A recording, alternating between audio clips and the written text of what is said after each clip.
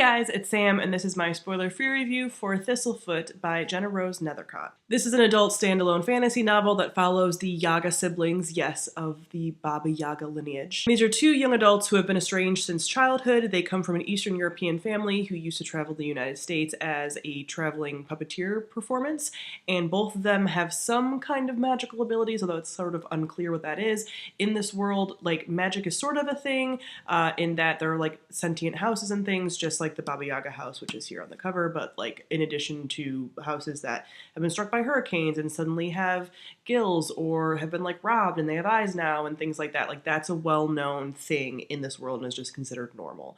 But they end up inheriting this house, the Baba Yaga house, and the sister Bellatine just loves it and wants to keep it. Isaac, the brother, and again, they've been estranged for a while, he's like, I will let you have it in full if we take the house on a tour with the puppets.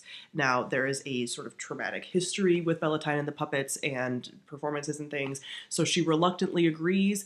All the while they're also being chased by this, like, mythical figure that's sort of after the house. So this is a darker story that also involves Jewish history and folklore and mythology, and because of that Jewish history and the, like, history of anti-Semitism that it is covering, there are trigger warnings in here for anti-Semitism, self-harm, genocide, and torture, and all that being told through the lens of the Jewish experience. So first off, we talk about the world building. As I mentioned, magic is, like, sort of a thing, but also, like, high levels of magic aren't really a known quantity. So the whole time we have this story of what's going on currently, plus we have chapters from the house, which I love so much, and we have this idea of, like, what's real, what's fantastical, you know, what's made up, all that kind of thing throughout the story. But we have a number of different magical things being covered. We have Isaac, who's a con artist, who has been performing and, like, busking for a while, and he can kind of, like, transform magically, maybe not, into other people, like, just by very easily changing, like, his mannerisms and things, so that even though his face and stuff doesn't transform, like, people will think he's somebody else, kind of thing. Bellatine is a woodworker, and something happened with the puppets as far as her, like, magical abilities, and I don't want to go into it because you can't really tell what it is right at the beginning, but there's something with that and her magic there. And then we have this magical figure who is chasing them, who is the antagonist, who is the villain, who has this, like, magical power to basically wipe people's minds and make them into the most basic versions of themselves and commit, like, horrible atrocities against anyone they view as other. So there's a lot of, like, themes around that as well, and how, like, the magic ties into that. We also have, like I said, a sentient house. And a sentient house is something that I love so much. The atmosphere of a story and, like, the place that you're at having and becoming, like, its own character and having its own personality. Amazing. It's something I love so much in stories. And I love the Baba Yaga house. I love the Baba Yaga myth before even reading this book, so this was, like, made for me. As far as our characters, I already mentioned their magical abilities and things, but one thing I really love too is that they have complicated family dynamics. These are two siblings who've been estranged for a while, who have very differing relationships with their parents, who have different relationships with, like, their culture and things, and, like, the history of performance and everything. And both of them that have, like, this, like, queer undertone to them. One actually has, like, a sapphic relationship, which is amazing, and again, like, the way in which that happens is very cool and very magical. And then we have just, like, this history of grief being explored with the brother, and a history of grief in general for both of them.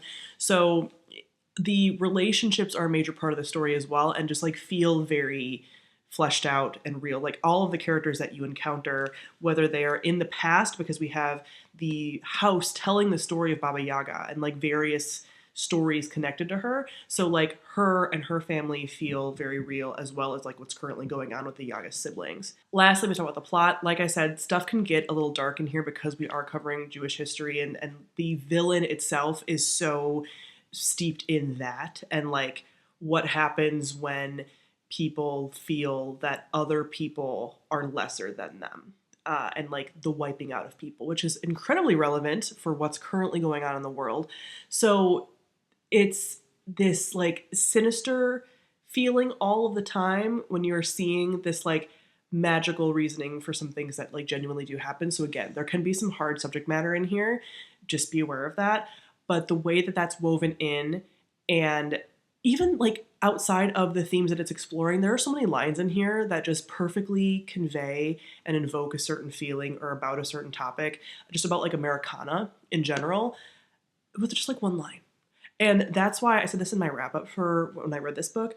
This feels in very similar ways to the writing in the Night Circus, even though this is not like the Night Circus. These are two very different stories, but like the atmospheric quality and the ways in which both authors are able to perfectly convey something in very short but very eloquent and atmospheric sentences. I've only ever seen it again with Erin Morgenstern and now GemmaRose Nethercott. So I will be following her very closely because I absolutely adored this. I've been recommending this to a ton of people. This is not going to be for everyone because, again, some of the darker subject matter and things, but the way that this combines like real history with magic, perfection. So 5 out of 5 stars. Also, this is like the only cover available. There's no special editions yet. And I'm like, this needs to pick up in popularity so we can get beautiful special edition sprayed edges. Like this is fine. There could be more with puppets. There could be more. There could be more. And I would like book boxes to like pick up a special edition kind of thing of this because I want a beautiful, like this is fine.